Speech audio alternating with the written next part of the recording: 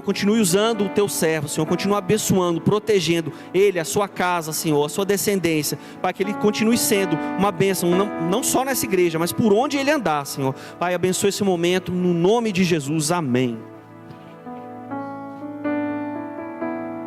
Paz do Senhor, igreja. Pastorzão. Você está feliz por estar na casa do Senhor, irmãos? Você precisa ver como a igreja está linda. Preta e laranja. Eu creio que em breve nós vamos fazer um culto aqui todo preto e laranja, irmãos. Todos serão alcançados. Pastor Gabriel, Pastor Rendel. Alguns falam, a palavra do Senhor diz que se nós estivermos fé do tamanho do grão de mostarda, nós poderemos dizer a esse monte, saia daqui e vá para lá. Eu acredito que tem alguém que tem fé aqui, do tamanho do grão de mostarda, e está fazendo com que o monte nos aproxime de nós. Eu acho que está chegando a nossa hora, irmãos, de nós subirmos o monte, de nós subirmos a montanha. E é um privilégio. Dr. Lawrence não está aqui hoje, mas ele é o precursor desse trabalho. Deus abençoe a sua casa, a sua família, Lawrence. Ia ficar muito orgulhoso de ver como a nossa igreja está hoje e do que Deus está fazendo lá, do que Deus já fez. E eu tenho certeza que Ele ainda há de continuar fazendo no meio da nossa igreja. Queria só dar um recado muito rápido aqui aos papais. Domingo que vem vai ter um culto muito especial de Páscoa para as nossas crianças. Então, em nome de Jesus, se você não puder vir, mande o seu filho pelo titio, pela titia, pelo vovô e pela vovó. Ele não pode ficar fora dessa, amém? Abre a sua Bíblia comigo no livro de Daniel, capítulo de número 1. Eu creio que a palavra do Senhor vai se renovar essa manhã e Deus vai falar contigo, você que está no templo, você que está em casa, Deus vai falar com você nessa manhã. Daniel, capítulo de número 1, versículo de número 15.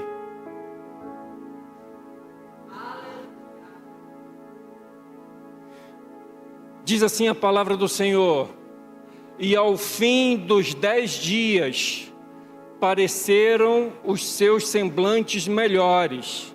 Eles estavam mais gordos do que todos os jovens que comiam porção do manjar do rei. Versículo de número 20. E em toda a matéria de sabedoria e de inteligência, sobre o que o rei lhe fez perguntas, os achou 10 vezes mais doutos do que todos os magos ou astrólogos que haviam em todo o seu reino. Vamos orar? Pai, em nome de Jesus, nós te louvamos nessa manhã com os nossos lábios. Nós te adoramos através das riquezas que o Senhor tem colocado em nossas mãos. E nós nos apresentamos diante de Ti, Senhor, famintos da Tua palavra. Então, em nome de Jesus, sacia a Tua igreja nessa manhã. Fala conosco, Pai querido, segundo a vontade do Teu coração. Em nome de Jesus, amém e graças a Deus. Você que é da casa, você já ouviu desse altar uma palavra dizendo que o povo ora, o povo peca, o povo ora e Deus livra. O povo peca, o povo ora e Deus livra. E esse é um contexto que o povo vai sofrer por conta do pecado. Esse contexto é um contexto do povo de Israel, que ele se afasta da presença de Deus. E Deus vai permitir que a Babilônia, que o rei Nabucodonosor invada Israel, invada Judá, e sitia aquela cidade e toma por escravos alguns homens, algumas mulheres, alguns jovens, toma parte da sua riqueza. E isso é muito interessante, porque isso é um ciclo da história do povo de Israel. O povo peca, o povo ora e Deus livra. E o que o povo está vivendo agora é justamente a consequência do pecado. Israel está sendo invadida porque pecou, porque se afastou da presença do Senhor. Então a palavra de Deus vai dizer que Deus permite Israel ser invadida, permite Judá ser sitiada. Por quê? Porque é consequência do pecado. Porque se o pecado não houvesse consequência, até hoje nós estaríamos vivendo uma vida de pecado. Se o pecado não tivesse consequência, até hoje nós estaríamos pecando. Porque a gente acha que a gente num quarto sozinho, ninguém está vendo. A gente acha que quando papai e mamãe saem de casa e a gente está em casa sozinho, ninguém está vendo. A gente acha que na nossa sala do trabalho, ninguém está vendo. Mas a verdade é que não há pecado sem consequência. Ainda que ninguém está vendo, não há nada que fuja dos olhares do Senhor. E todo pecado gera uma consequência. E se não houvesse a consequência, o povo não ia orar. E por conta do pecado, a palavra de Deus vai dizer que o povo se afasta do Senhor. E por conta desse afastamento do Senhor, Judá é sitiada, Judá é invadida. E você sabe muito bem que Israel venceu as suas batalhas, não simplesmente porque tinha um exército forte. Todas as batalhas que Israel enfrentava, não era porque tinha um exército poderoso. Você vai perceber que quando o povo escolhido invade a terra prometida, entra na terra prometida, aquela terra ela estava ocupada por gigantes. E o povo escolhido era um povo que estava vindo de cativeiro, 400 anos como escravo, não sabia guerrear, não sabia usar armas. Como é que vai entrar na terra prometida se não o Senhor estiver com eles? Como é que Davi vai vencer Golias se o Senhor não estiver com ele?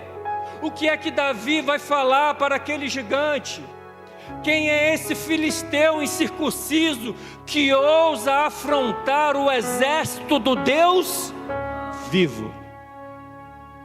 Davi vai enfrentar aquele gigante porque Deus era com ele. Todas as vitórias de Israel se dá porque havia a presença real do Deus vivo. Mas o pecado faz o povo se afastar de Deus. O pecado faz o povo ficar vulnerável. E eu vim aqui te dizer uma coisa nessa manhã: a batalha pode ser grande, mas se Deus for contigo, Espírito Santo de Deus, o gigante pode ser grande, irmãos. Pode ser assombroso, mas se a presença do Senhor for contigo, não há gigante, não há exército, não há arma contrária, não há cilada, porque Deus é contigo e é Ele que garante a vitória. Mas o povo pecou e se afastou. O povo peca, o povo ora. E por conta do pecado, a palavra de Deus vai dizer em Daniel que o Senhor, o próprio Deus vivo, entregou a Judá nas mãos de Nabucodonosor. Não foi a força do exército adversário, não foram as armas, não foram os gigantes, foi o próprio Senhor que entregou Judá a Nabucodonosor. E aqui, irmãos, é muito interessante, porque Deus, Ele é justo juiz. Deus, Ele é advogado fiel. Se Ele é justo juiz e advogado fiel, e é Ele que vai entregar nas mãos do adversário, quem é que vai advogar essa causa? Quem é que vai militar a seu favor? Tudo por conta da consequência do pecado. O Senhor entregou Judá nas mãos de Nabucodonosor, e a palavra de Deus vai dizer que Nabucodonosor sitia aquela cidade e pega parte dos utensílios do templo e leva para sua cidade, e leva alguns jovens como escravo, leva algumas pessoas doutas de conhecimento, de formosura, de beleza, de inteligência, de sabedoria, ele leva uma parte. Ele leva uma parte dos utensílios da casa do Senhor. E o que isso quer dizer, pastor? Quer dizer que ainda fica em Judá uma memória. O povo pode até ter pecado, a consequência pode até ter chegado, mas na terra santa, no lugar escolhido, ainda vai ficar uma memória. Ainda vai ficar uma lembrança. Alguns foram levados escravos e outros ficaram, e ainda ficaram alguns utensílios. E para aqueles que ficaram, eles ainda vão poder olhar para Judá e ainda vão ter a lembrança de um Deus que guerreava as batalhas, de um Deus que ia à frente, de um Deus que provia. Uns estão sendo levados cativos, mas ainda fica uma memória, ainda fica uma lembrança, ainda fica alguém em Judá. Alguns estão cativos, mas ainda existem aqueles que vão ficar na terra santa. Para quê, pastor? Para orar. Pastor, eu queria tanto ser profeta. Eu vejo tantos homens no altar sendo usados como profeta. Então nessa manhã você tem oportunidade de ser profeta. Olha aí para o lado aí, irmãos, e fala para o seu irmão que está aí do seu lado: ainda tem você. Alguns foram levados cativos, alguns da sua casa não estão com você, mas ainda existe uma memória do Deus vivo. O diabo achou que levou, que derrotou, mas sobrou você. O Espírito Santo de Deus. Não se foram todos, ainda sobrou você para guerrear pela sua casa, ainda sobrou você para orar pela sua casa, ainda existe a lembrança de um Deus que faz, ainda existe a lembrança de um Deus que é fiel para cumprir a sua palavra. Nós estamos nessa manhã no culto da família, e eu vim aqui nessa manhã dizer para você: ainda existe você na sua casa. Alguns estão perdidos, alguns foram levados cativos, mas o diabo não contava comigo e com você. Oh Espírito Santo de Deus, Ele não contava com você, irmãos. Atos dos Apóstolos vai contar a história de Pedro, que ele estava aprisionado, e era uma cela dupla, havia duas barreiras além do portão. Pedro estava acorrentado, amarrado, e ali ele estava preso, não havia saída, não tinha solução. Havia 2 blocos de segurança além do portão. E enquanto Pedro estava cativo, do lado de fora havia uma igreja que orava. E enquanto a igreja orava, a palavra de Deus vai dizer que o anjo entra na cela, liberta Pedro da prisão, ele passa pela primeira barreira, passa pela segunda barreira, as portas se abrem. Por quê, irmãos? Porque havia uma igreja que orava. Ainda tem você, irmãos. Não é o fim. Nabucodonosor levou só uma parte. Ainda tem você de pé na sua casa. Melhor, ainda tem você de joelhos. Assim como Pedro estava cativo e por conta da oração de uma igreja ele foi liberta. Eu vim aqui dizer para você que a sua casa vai ser alcançada pelo poder da sua oração. Quando você se posicionar, irmãos, a sua casa vai ser alcançada, os seus filhos vão ser alcançados. Aí hoje você se pergunta, quando é que a paz vai chegar na minha casa? Quando você dobrar os seus joelhos e se posicionar. Quando que meus filhos vão ser alcançados? Quando você dobrar os seus joelhos e começar a orar. Quando que o meu marido vai ser alcançado? Quando você dobrar os seus joelhos e começar a orar. Não se foram todos, só foi uma parte. E Deus levanta hoje você dentro da sua casa como um instrumento de libertação.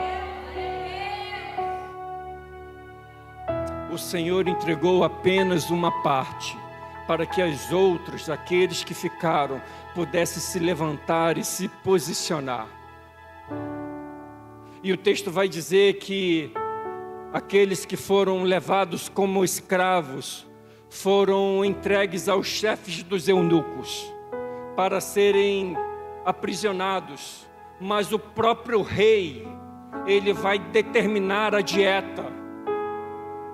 O próprio rei vai determinar qual é a ração diária e vai dizer que eles teriam que comer o mesmo manjar do rei, beber do mesmo vinho, ter a mesma ração, a mesma dieta.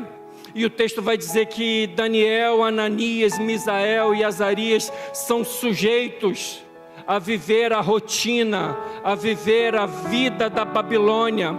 Mas Deus coloca no coração de Daniel que eles não deveriam se contaminar, que eles não deveriam viver a vida da Babilônia, que eles não deveriam ser como os babilônicos.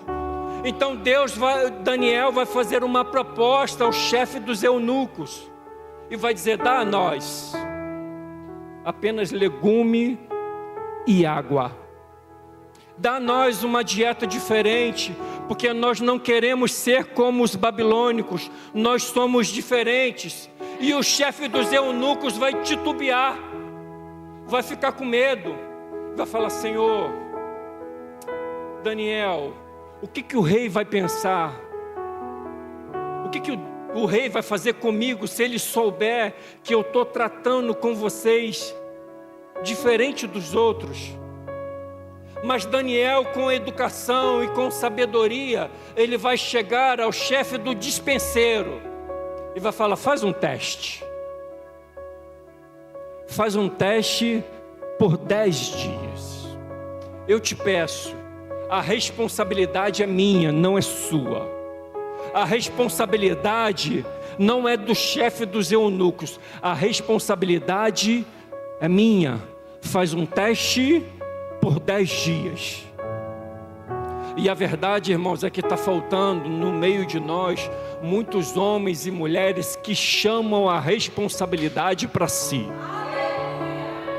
Você está na terra estrangeira, você vive num lugar onde não é o seu lugar. Você por muitas vezes passa pela Babilônia, porque o sistema é assim, irmãos. Mas o que está faltando é, quando você estiver lá, é chamar a sua responsabilidade. Chefe, confia em mim. Eu não sou como os outros. Pode confiar, porque o resultado vai chegar. porque existe um Deus que está comigo. Ei, chama a responsabilidade, não porque você é bom, mas porque Deus é contigo. O sistema por muitas vezes é corrupto, irmãos, mas está faltando a gente chamar a responsabilidade para si.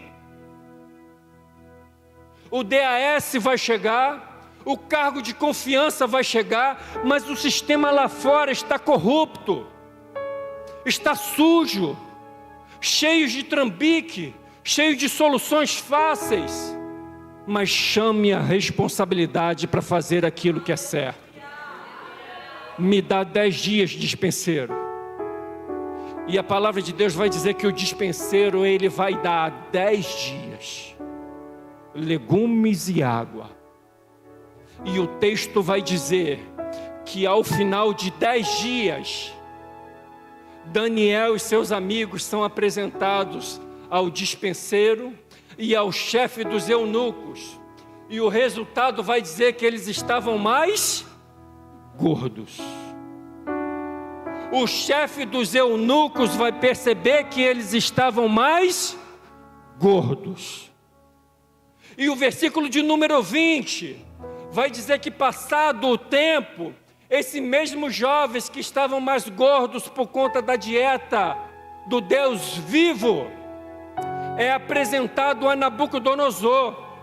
Agora não é mais ao chefe dos eunucos, ele é apresentado ao rei.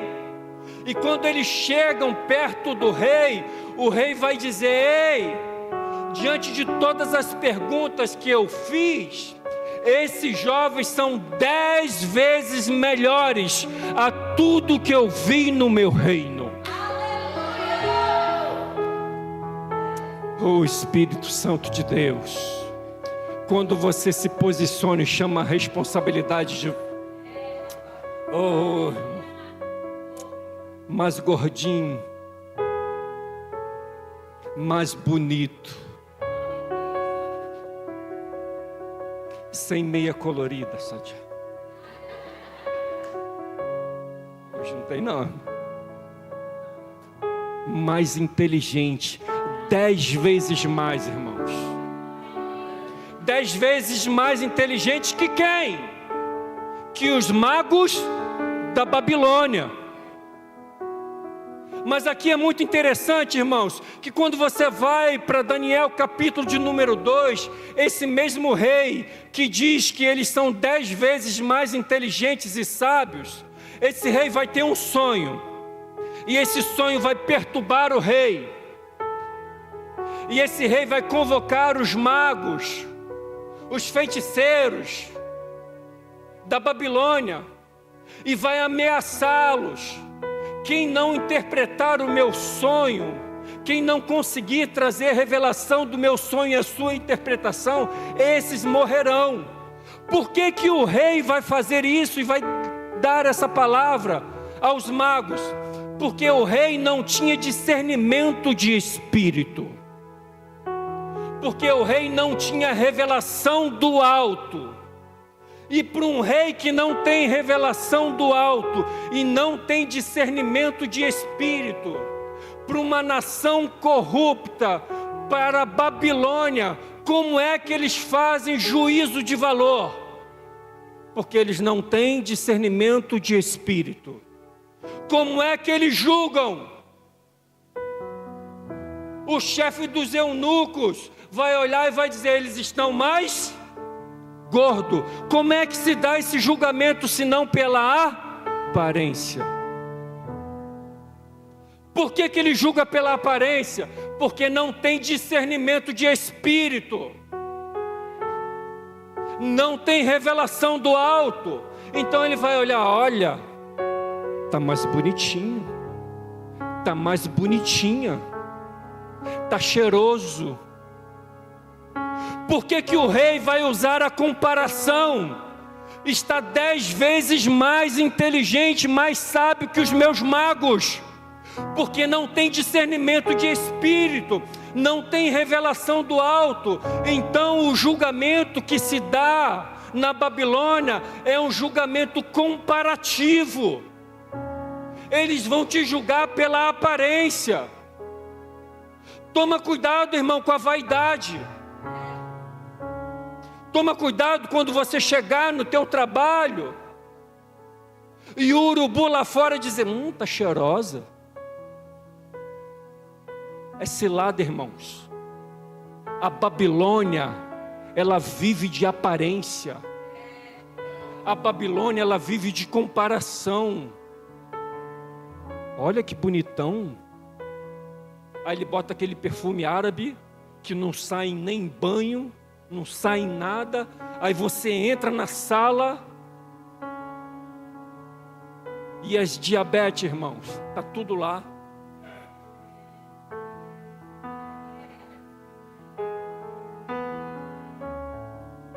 E a tua esposa em casa não passa nem leite de rosa, irmão.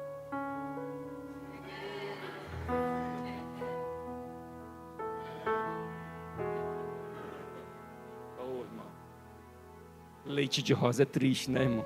Alguns viveram essa geração. Eu vivi essa geração, irmãos.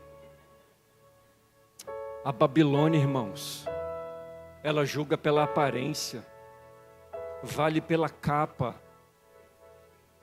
não vale pela essência. Vão te comparar o tempo todo. É melhor do que esse, então presta, o outro descarta. É melhor do que esse, então presta, então descarta o próximo. A Babilônia, ela descarta, irmãos. Se você está numa posição melhor, você presta. Se você não está, em comparação àquele que está do seu lado, descarta. Nabucodonosor não tem discernimento de espírito, não tem revelação do alto, mas acontece que quando a gente passa pela Babilônia e a gente ouve esses elogios, a gente fica mais forte, a gente se sente, irmãos, a gente fica, sabe, a gente começa a achar que a Babilônia é o nosso lugar. A gente começa a andar e se vestir como os babilônicos, como aqueles que estão perdidos. A gente começa a se misturar e a conviver com aquele povo e achar que nós fazemos parte daquele lugar. Tudo isso porque não tem discernimento de espírito. Tudo isso porque não tem revelação do alto. A gente convive tanto com os babilônicos, que no culto da virada, melhor na virada de ano, irmãos, está faltando só botar o barquinho no mar e empurrar. A gente não consegue se diferenciar de ninguém. A gente não consegue ser destaque. A gente já se misturou. Está faltando dar 3 pulinhos nas ondas, irmãos. A gente passa tanto pela Babilônia, a gente anda tanto por lá, que a gente está se misturando, a gente não está nem conseguindo ser destaque, a gente não está nem conseguindo ser diferencial, nem a nossa aparência consegue ser diferente. Pastor, devemos viver de aparência? Também. Porque se Cristo não fizer a obra em você e você não mudar, irmãos, se a tua face de abatido não mudar, irmãos, como é que você andava esses dias? Cabisbaixo, sem esperança. Como é que você anda agora com o olhar altivo? Porque o Senhor transforma também por fora. Mas a obra maior é a transformação interior. Daniel e seus amigos estão na Babilônia sendo destaque, sendo referência, mas sendo referência para um povo que julga segundo a aparência. Essa é a visão do rei Nabucodonosor. Mas a história vai contar em Mateus capítulo de número 21, que existe um rei, que ele é conhecido como o Rei dos Reis, Senhor dos Senhores, o leão da tribo de Judá. Oh Espírito Santo de Deus, Daniel vai dizer que Nabucodonosor sitiou Judá. E Mateus capítulo de número 21 vai dizer que agora esse rei está onde? Em Judá. E esse rei está com alguns jovens. Só que esses jovens, eles não eram tão inteligentes. Eles precisavam aprender. Eles precisavam ser ensinados. E esse rei lá em Judá vai chegar com os seus jovens, e o texto vai dizer que ele teve fome. O rei de Judá teve fome. Jesus teve fome. E é muito engraçado, irmãos, você ouvir falar que Jesus teve fome. Porque Jesus, quando foi batizado, o texto vai dizer que na sequência ele é levado ao deserto para ser tentado pelo diabo, e lá ele fica 40 dias em jejum. Então fome não é um problema para Jesus. O Evangelho vai continuar dizendo que Jesus está numa região deserta, ministrando a palavra, curando, pregando, agindo, e ao final da tarde ele vai se compadecer da multidão, e vai dizer que precisava alimentar aquela multidão, não poderia despedi-los para casa, senão alimentá-los antes. Então 5 pães e 2 peixes é apresentado a ele, é entregue, ele dá graças, e multiplica 5 pães e 2 peixinhos. Então fome não é problema para Jesus. Passar fome não é problema. Por quê? Porque ele pode transformar a matéria. Por quê? Porque ele pode ficar tempo sem comer. Então o que Jesus quer é ensinar outra coisa. E o texto vai dizer que quando ele tem fome, ele se dirige a uma figueira que tem folhas. Agora é em Judá, não é na Babilônia. Agora é outro rei. Jesus leva os seus discípulos atraídos por uma figueira que tinha folhas. Ele é atraído não porque tinha fome, mas porque Jesus tem domínio sobre o seu corpo e sobre a matéria. Ele queria ensinar alguma coisa àqueles jovens. Ele é atraído à figueira pelas folhas, e quando ele chega até a figueira não tem fruto. Qual é o julgamento da Babilônia? Pela aparência. Qual é o julgamento do rei de Judá? Pelos frutos.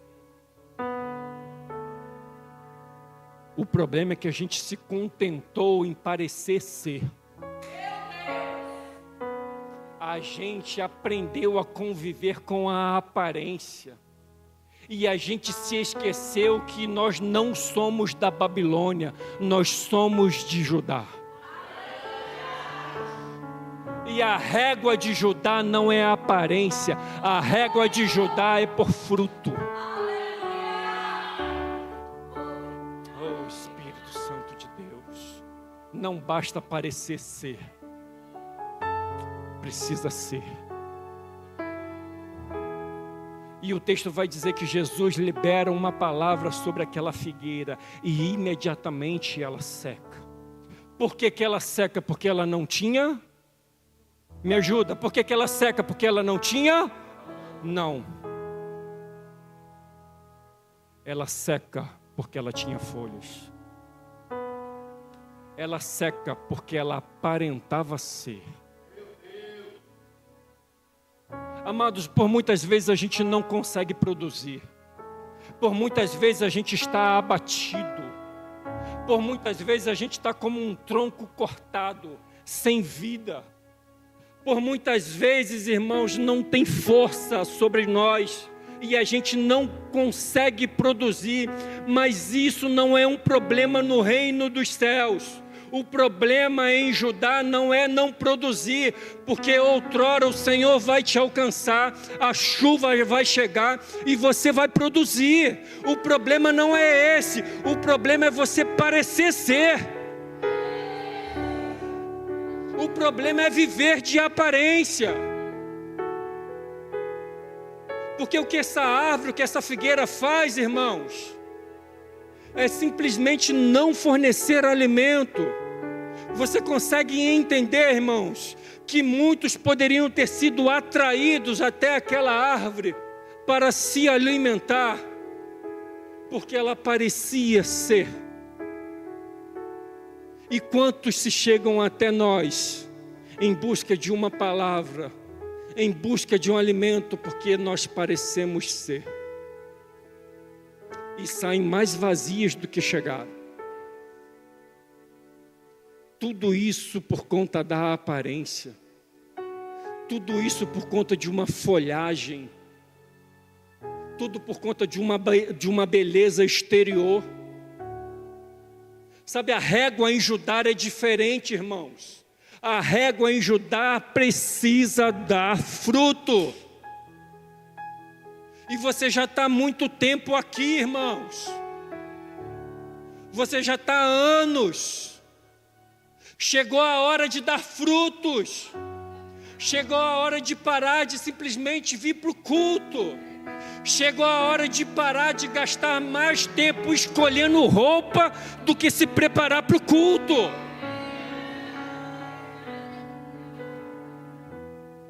Irmão, é 3 roupas que você tem que botar antes de vir para o culto.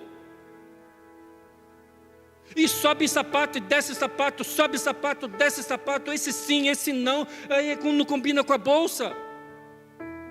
Isso é folhagem, irmãos. É mais preocupado com a aparência do que com o culto. Entra dentro do carro, sai de dentro do carro, busca amor, pega amor e esqueceu, e vai para um lado e vai para o outro. E troca de roupa, e passa perfume, penteia cabelo, molha cabelo, colhe cabelo. Só folhagem, irmãos. Só aparência. Aí você vai lá no Instagram do culto. Qual foi a roupa meu? O homem é esquecido, irmãos. Qual foi a última roupa que eu usei? Ele não quer repetir a roupa. Aí ele vai lá no Insta da igreja. Vai lá no YouTube. Aparência, irmãos. Aparência. Está preocupado com folha. E se esquece que a razão maior já preparou esse ambiente para um ambiente de adoração. Se esquece que esse ambiente já tem uma nuvem aqui em cima, irmãos, para adorar e para dizer: Senhor, Tu és grande, eis-me aqui, usa-me, Senhor, usa-me, Senhor. Deixa eu dizer uma coisa para você, irmãos. Lá no Ministério Infantil, a gente está com 3 tias grávidas. Vamos dar fruto?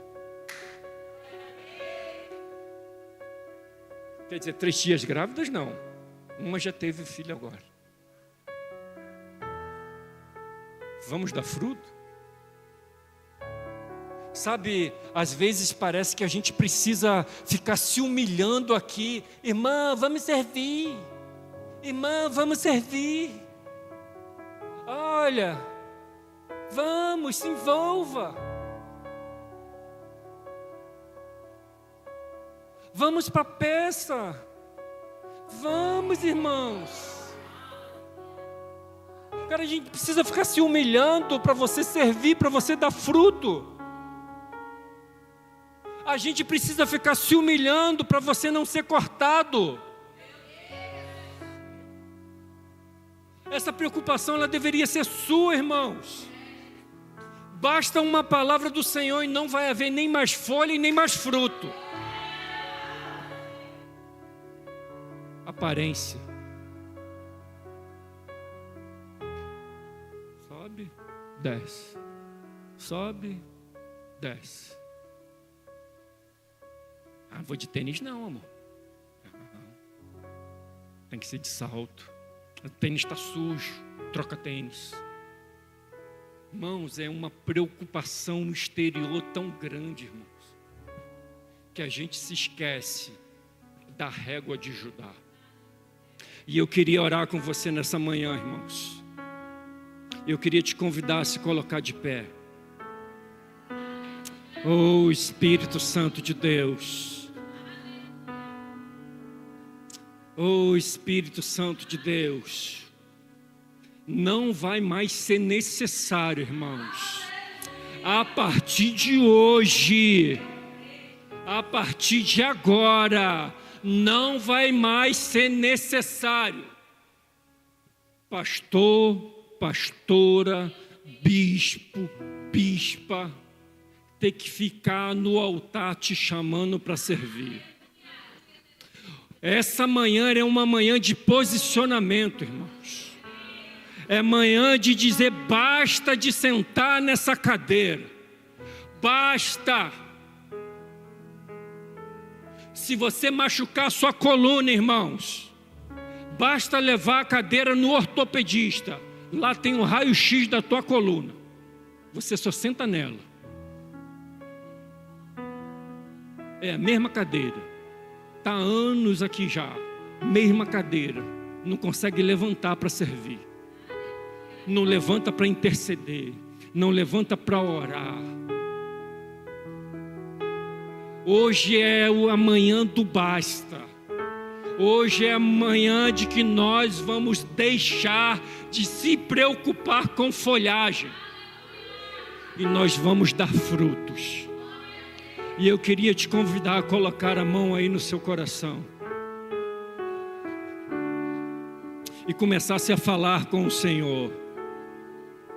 Oh, Espírito Santo de Deus, nos perdoa nessa manhã, Pai. Ah, Deus, nos perdoa nessa manhã, Deus.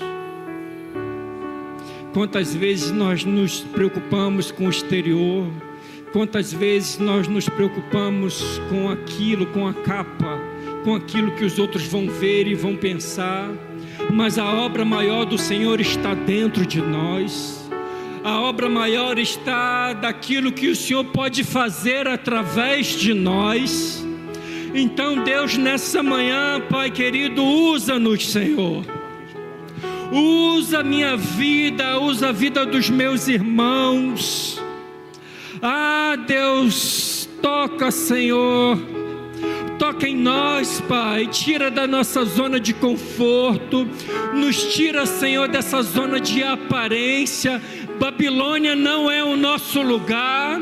Existe uma terra preparada, existe um lugar santo, existe um Deus, o Senhor dos senhores, o Rei dos reis. E Deus, em nome de Jesus, nos usa através do nosso serviço. Que possamos produzir, que possamos dar frutos, que possamos gerar. Ah, Deus, toque em nós. Fala aí com o Senhor, irmãos. Nos usa, Senhor. Fala, usa-me, Senhor. Usa-me, Senhor. Usa-me, Senhor, como os frutos de justiça. Ah, Espírito Santo de Deus, tira os teus filhos da zona de conforto. Tira os teus filhos do comodismo. Tira os teus filhos de uma vida de aparência. Oh, Espírito Santo de Deus, toca, Senhor. Vai sondando o coração de cada um.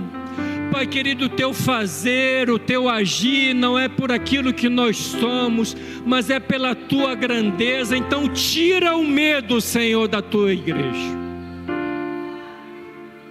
Ah, Senhor, eles têm medo de falar em público, eles têm medo de estar à frente. Mas muito mais que está na frente, Pai, o Senhor esteve pregado no madeiro, lá no alto, em destaque, por amor a nós.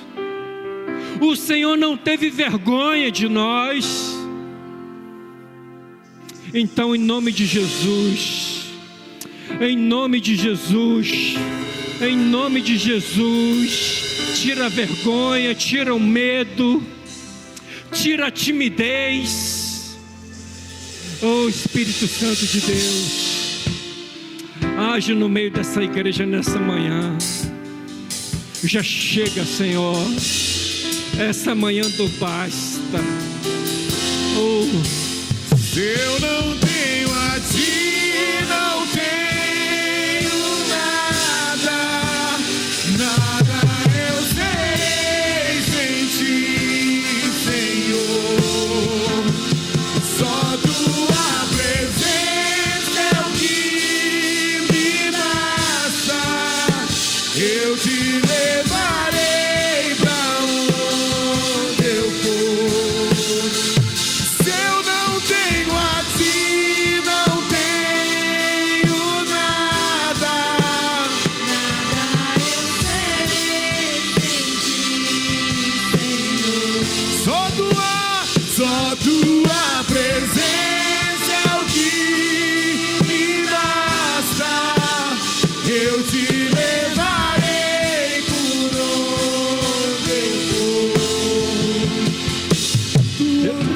Eu quero orar com você nessa manhã mais uma vez. Se eu não tenho a Ti, eu não tenho nada. Eu quero orar com você que quer servir, que você já está vindo a culto após culto, e você se pergunta como é que você vai fazer. Não é por você, é pelo Senhor. Os frutos de justiça não é porque você é bom, é porque nós temos o Senhor. Eu queria orar com você que quer servir. Você está vindo a culto, está adorando, está gostando, está cultuando, mas ainda não está servindo a ministério nenhum. Você que quer servir, sai do seu lugar, vem aqui à frente. Eu quero orar com você. Não é pela sua habilidade, não é pela sua capacidade, não é pela sua inteligência, não é o quanto você é bonito, o quanto você é bonita.